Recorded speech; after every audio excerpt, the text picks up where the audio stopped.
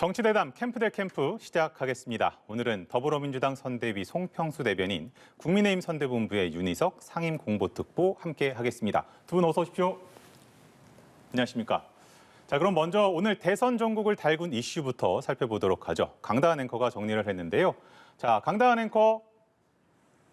네, 요즘 정말 대선 전국 이슈가 시시각각 변하고 있습니다. 오늘 더불어민주당에선 정청래 의원의 이른바 이핵관 발언을 둘러싼 여진이 이어지고 있습니다.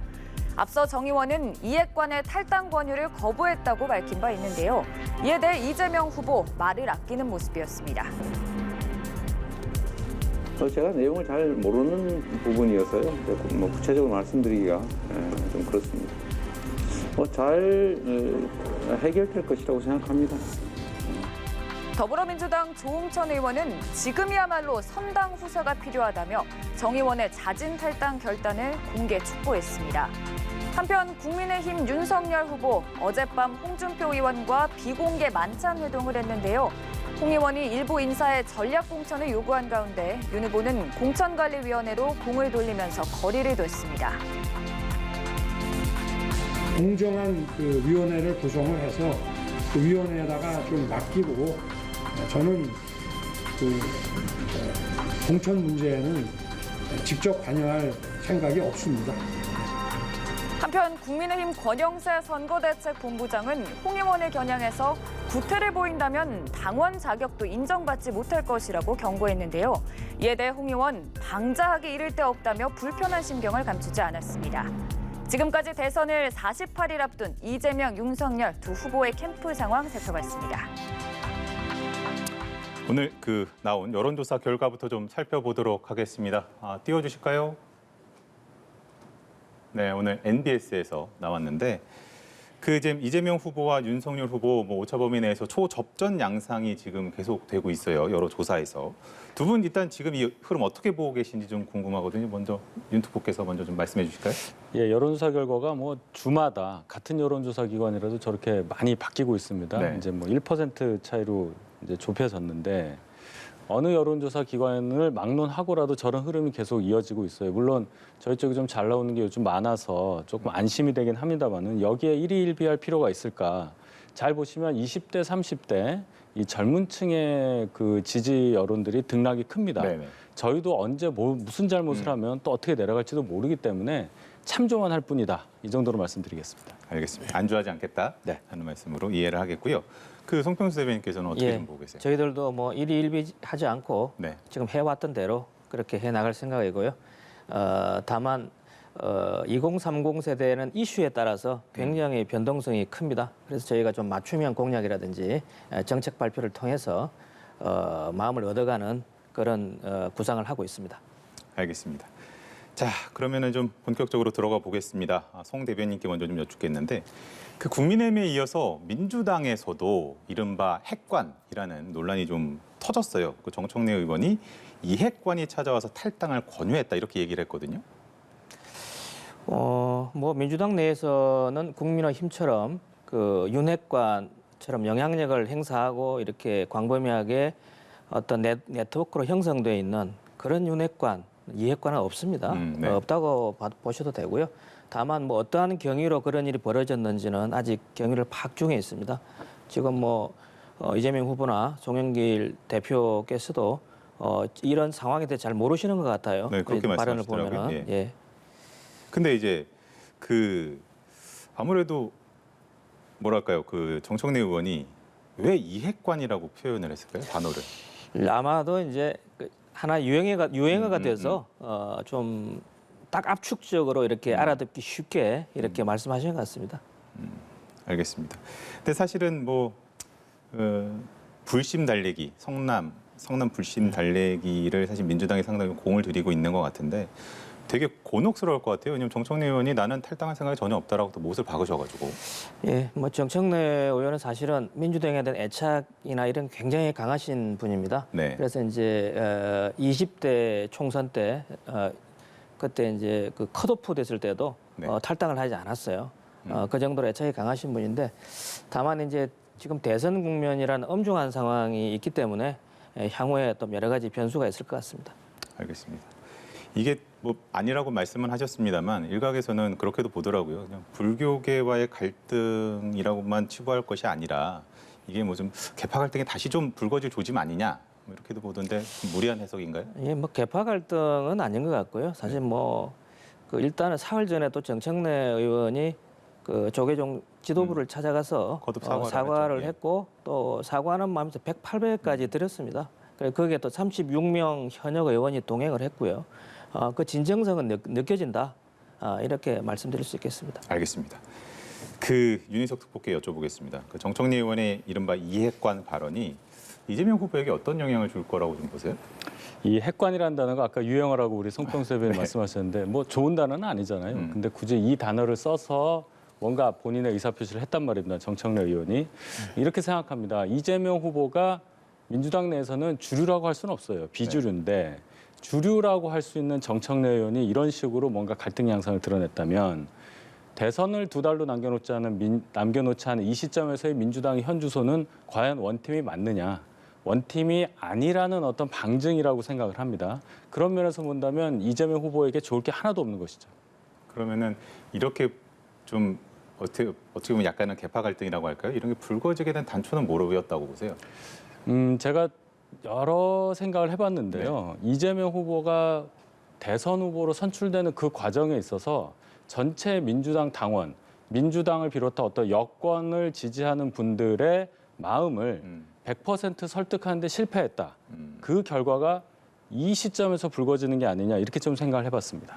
그렇다면은 정청래 의원 개인의 그런 어떤 문제의식이라든지 이런 표현이 아니라 이것은 당심이 반영이 된 것이다고까지도 개인적인 표현이라고 볼 수도 있겠지만은 이 핵관이라고 얘기를 하면서 본인은 탈당하지 않겠다는 얘기까지 간 것은 어느 정도는 집단적인 어떤 의사표시도 본인이 내포하고 있는 게 아닌가 저는 그렇게 해석해 봅니다. 알겠습니다. 제가 뭐, 잠깐 말씀드리면 네. 그럼 좀 너무 과도한 해석 같고요. 네. 예, 지금 현 국면에서 이제 일단 원인 제공을 정청래 의원이 좀 한 측면이 있기 때문에 그런 측면을 봉합하는 중에 있다 이렇게 보시면 될 것 같고 또 불교계와도 관계가 이재명 후보도 그렇고 이재명 네. 후보 부인 김혜경 여사도 그렇죠. 그렇고 네. 자주 그 인근 사찰에 방문을 해서 네. 이렇게 관계를 계속 풀어가고 있습니다. 뿐만 아니라 송영길 대표도 내일 가신다고요? 어제 어제? 일단 조계종 종정 스님을 찾아뵙고 또 네. 그 향후 불교계와 소통을 강화하겠다 이런 말씀 드렸고요. 향후에 잘 수습되리라고 봅니다. 그러면은 지금 불교계에서는 탈당 요구 목소리가 좀 가라앉았다라고도 좀 봐도 될까요? 그건 향후에 이제 뭐 불교계의 반응이나 또 여론 향배, 또 당내 여러 가지 반응 이런 것들이 종합적으로 고려되어서 결정이 될 거라고 봅니다. 알겠습니다. 민주당에서 공을 들이면서 진정성을 보이면서 사죄를 그렇습니다. 하고 있는 과정이다. 네. 이렇게 좀 이해를 하도록 하겠습니다. 그런가 하면 이제 그 국민의힘도 뭐 아까 소개해서 봤습니다만 이게 또 윤석열 후보랑 홍준표 의원이 회동을 해서 이게 원팀 드디어 이제 가나 뭐 이렇게 생각했더니 뭐 공천 논란이 불거졌어요. 이거는 좀 윤석열 후보 측의 인사의 말을 빌려서 추천한다고 무조건 공천 아니다 이렇게도 얘기해요. 사실상 거부라고 보면 되겠습니다. 그거는 저희가 이양수 수석 대변인 명의로 이제 입장문을 발표를 했는데 네. 기본적으로 홍준표 대표께서 당 보궐선거 후보자로 좋은 분들을 추천해드린 점에 대해서는 추천해주신 점에 대해서는 감사하게 생각한다고 우선 의사표시를 했습니다. 네. 아무리 당 대선 후보라 할지라도 당무 우선권을 갖고 있다 하더라도 공당인데 공천권을 완벽하게 대선 후보가 당무 우선권을 가지고 좌지우지한다는 것은 민주정당의 모습이 아니라고 생각합니다. 엄연히 당원 당규가 있고요. 당에는 공천관리위원회가 있습니다. 그렇죠. 거기서 결정이 돼야 된다는 원칙적인 말씀을 드린 것이지 홍준표 대표가 얘기한 것을 뭐 거절했다거나 뭐 그런 것은 아니라고 그렇게 이해해 주시길 바랍니다. 알겠습니다. 근데 이제 홍준표 의원에게 이제 공천 관련해서 질문을 했더니 국민이 불안해하니까 국정 능력을 보완할 사람을 요청했다 이렇게 또 표현을 했어요. 여러 가지 해석이 되는 것 같아요. 그 부분은 홍준표 대표가 정말 충심 어린 조언을 했다고 생각합니다. 다 아시겠지만 윤석열 후보가 정치 경험이 뭐 거의 없다시피 합니다. 네. 그런 면에서 국민 여러분들 그리고 또 지지자분들께서 불안하신 부분이 당연히 있다고 생각해요. 근데 그것을 후보께 직접 말할 수 있는 사람이 몇 명이나 되겠습니까? 홍준표 의원 정도 되니까 그런 말씀을 하시는 거죠. 당연히 할 수 있는 말이고 그것을 저희가 잘 새겨서 대비하면 되는 겁니다. 알겠습니다. 직원은 입에 쓰다. 뭐 이런 그렇습니다. 뜻으로 이해를 하겠는데 혹시 하실 말씀 네. 있으실까요? 네. 일단 홍준표 의원은 결국 막판에는 합류를 할 거로 봅니다. 왜 그러냐면은 본인이 합류하시지 않으면은 향후에 국민의힘 내에서 정치적 입지가 아마 거의 없어질 가능성이 높고 네. 또 다른 의원들 사이에서 좀 화합이 안 될 수가 있거든요. 그렇기 때문에 다만 이제 최근의 모습을 보니까 뭐 청년의 꿈 이렇게 얘기하시는데 네. 마치 뭐 특정인의 공천을 조건으로 하는 것을 보고 뭐 공천 거래를 시도하시는 게 아닌가. 그래 청년의 꿈과는 좀 거리가 있다. 이런 생각을 좀 하게 됩니다. 알겠습니다. 아픈 지적이었던 것 같아요. 근데 또 권영세 본부장이 아침 회의 때 구태라고 딱 홍 의원을 지적해서 지칭해서 한 건 아닙니다만 한 분, 뭐 지도자급 보내는 분이 그래서 구태라고 표현을 했고 홍준표 의원은 방자하다 이렇게 좀 얘기를 했어요. 이게 뭐 근데 윤 후보는 사실 뭐 파열음 나온다는 얘기 못 들었다라고 하시긴 했습니다만 이게 보기에는 사실 갈등 양상으로 좀 비치곤 하거든요. 그게 이제 권영세 총괄 선대본부장은 기본적으로 당직이 사무총장입니다. 그러니까요.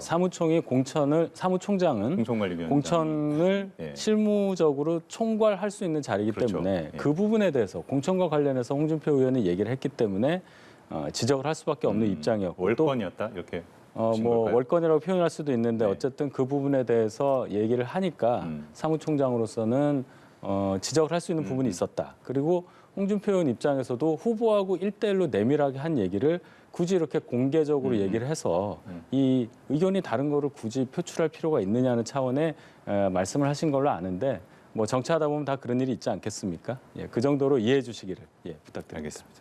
그 두 분의 발언을 민주당에서는 어떻게 보셨습니까? 일단은 뭐 상당히 현재로서는 아직 수습은 되지 않았다라고 보여지고요. 아직 홍준표 의원이 자기의 영향력을 끝까지 좀 발휘하기를 원하는 것 같습니다. 그렇다고 한다면은 현재 국정 능력 담보하고 처가비 엄단 네. 둘 다 이제 쉽게 윤 후보가 받아들이기 힘드신 것 같은데 특히 두 번째 부분은 더 대답을 하기 힘든 부분이거든요.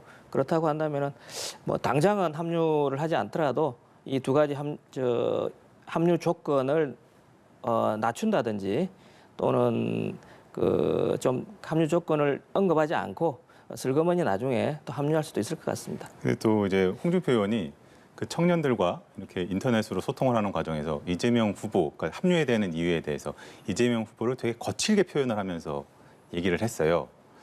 그건 또 어떻게 보셨습니까? 그 부분은 홍준표 의원께서 하실 말씀은 아닌 것 같습니다. 홍준표 의원은 과거에도 여러 가지 막말 이런 걸로 굉장히 곤혹을 치른 적이 있는데 그 부분은 좀 조심스럽게 좀 우리 후보들 내에 앞으로는 좀 정책 경쟁으로 공약 경쟁으로 갈 수 있도록 네거티브는 자제해야 된다. 이렇게 생각합니다. 알겠습니다. 이준석 대표가 24일 이전에는 어떻게든 결론이 날 것 같다라고 했는데 날 것 같습니까?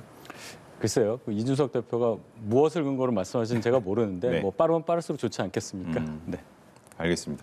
그리고 또 궁금한 게 이제 사실은 최재형 감사원장이랑도 어제 홍준표 의원 만난 데 이어서 오늘 또 5시에 회동을 하셨고 그러면 이제 남은 건 이제 유승민 전 의원이랑은 언제쯤 만날까거든요.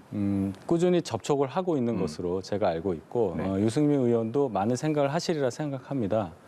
유승민 의원이 또 가지고 있는 생각과 또 입장, 처지가 다른 후보들 출마하셨던 후보들과 다를 수 있기 때문에 저희가 계속 기다리는 입장이고 적어도 국민들께서 대선과 관련해서 마음을 정하시기 전에 그 전까지는 저희가 원팀이 되는 모습을 보여드릴 수 있을 것이라 이렇게 확신합니다. 알겠습니다. 그러면 끝으로 짧게 하나씩만 여쭤보겠습니다.